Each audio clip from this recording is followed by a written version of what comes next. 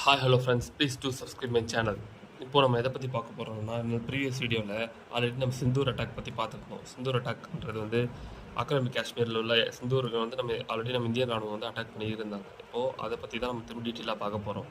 நம்ம ஏன் வந்து உள்ளே போய் அட்டாக் பண்ணாமல் பார்டர்லேருந்து அட்டாக் பண்ணோம் அப்படின்னு கேட்டிங்கன்னா, நம்ம உள்ளே போய் அட்டாக் பண்ணோம் அப்படின்னா நம்ம ரஃபேல் விமானமோ இல்லை நம்ம அதிநவீன விமானத்தையோ வச்சு நம்ம டேரெக்டாக போய் உள்ள அட்டாக் பண்ணும்போது அவங்க திரும்பி நமக்கு கவுண்டர் அட்டாக் பண்ணுவாங்க. இமிடியேட்டாக அவங்களோட கவுண்டர் அட்டாக் இருக்கும். ஸோ அப்படி இருக்கும்போது திரும்பி அவங்களும் மாற்றி அட்டாக் பண்ணும்போது இது வந்து ஒரு மாறத்துக்கான வாய்ப்புகள் அதிகம்.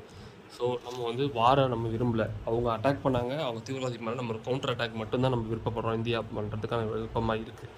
அதனால தான் அவங்க இந்த மாதிரி ஒரு அட்டாக் பண்ணியிருக்காங்க. ஸோ இப்போது இதுக்கப்புறம் அவங்க வந்து பதிலடி வந்து யோசித்து எப்படி அட்டாக் பண்ணாங்கன்னா அதோட தீவிரத்தன்மைக்கு ஏற்ற மாதிரி தான் பதிலடி இருக்கும். இது வந்து போகிறதுக்கான வாய்ப்புகள் வந்து ரொம்ப கம்மி தான். இது வந்து ஒரு கவுண்டர் அட்டாக் மட்டும்தான் இந்திய ராணுவம் பிளான் பண்ணுது. பட் அதுக்கு மேலேன்றது அது வந்து பாகிஸ்தானோட கையில் தான் இருக்குது. ஸோ அதனால தான் இந்த வீடியோ நான் போட்டிருக்கேன். Okay, please do subscribe my channel guys.